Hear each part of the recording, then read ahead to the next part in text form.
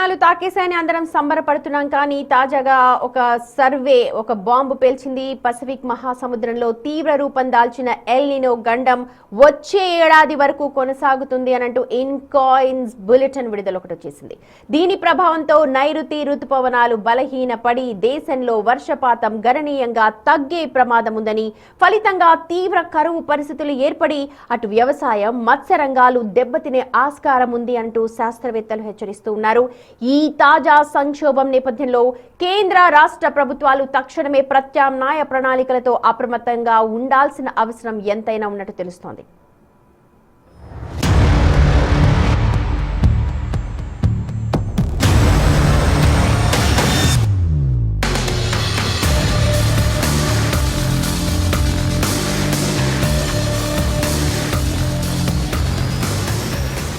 దేశవ్యాప్తంగా నైరుతి ఋతుపవనాల రాక కోసం ప్రజలు, రైతాంగం ఆశగా ఎదురుచూస్తున్నారు. ఈ తరుణంలో ఇన్కాయిస్ ఓ ఆందోళనకరమైన నివేదికను విడుదల చేసింది. పసిఫిక్ మహాసముద్ర ఉపరితల ఉష్ణోగ్రతల్లో వచ్చిన అనూహ్య మార్పుల వల్ల ఎల్ నినో పరిస్థితులు ఏర్పడ్డాయని, తాజాగా అవి మరింత తీవ్ర రూపం దాల్చాయని శాస్త్రవేత్తలు స్పష్టం చేశారు. ఈ ఎల్ నినో ప్రభావం ప్రస్తుత జూన్ నుంచి ప్రారంభమై వచ్చే ఏడాది వరకు సుదీర్ఘంగా కొనసాగుతుందని ఇన్కాయిస్ విడుదల చేసిన నివేదికలో తెలిపింది.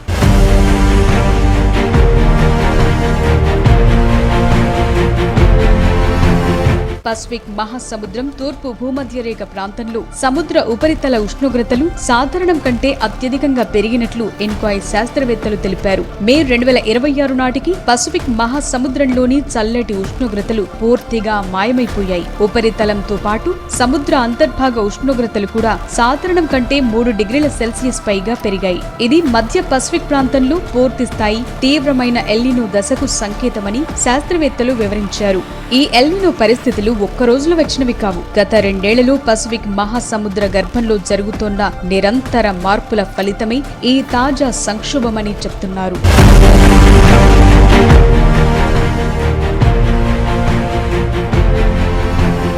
మే 2024 అంతకు ముందు ఉన్న సానుకూల ఉష్ణోగ్రతలు క్రమంగా బలహీనపడి న్యూట్రల్ స్థితికి చేరుకున్నాయి. మే నుంచి నవంబర్ 2025 వరకు పశ్చిమ పసిఫిక్ ప్రాంతంలో సముద్ర అంతర్భాగ ఉష్ణోగ్రతలు 3 డిగ్రీల వరకు మారుతూ వచ్చాయి. ఫిబ్రవరి 2026లో పసిఫిక్ తూర్పు మధ్య ప్రాంతాల్లో చల్లదనం పూర్తిగా తగ్గిపోయి అంతర్భాగంలో వేడి పెరగటం ప్రారంభమైంది. మే 2026 నాటికి సముద్ర ఉపరితల అంతర్భాగ ఉష్ణోగ్రతలు 3 డిగ్రీల మార్కును దాటి పెరగటంతో ఎల్ నినో తీవ్ర రూపం దాల్చింది.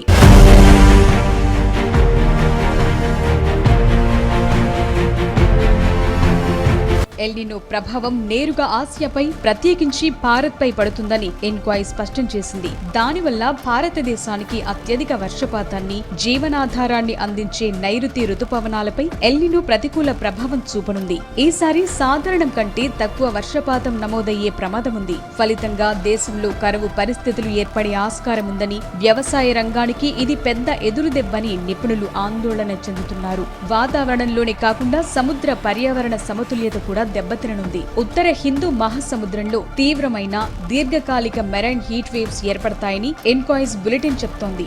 సముద్రపు నీరు వేడెక్కటం వల్ల చేపల మనుగడ కష్టంగా మారుతోంది. ఇది మత్స్య పరిశ్రమకు కోలుకోలేని ఆర్థిక నష్టాన్ని కలిగిస్తుంది.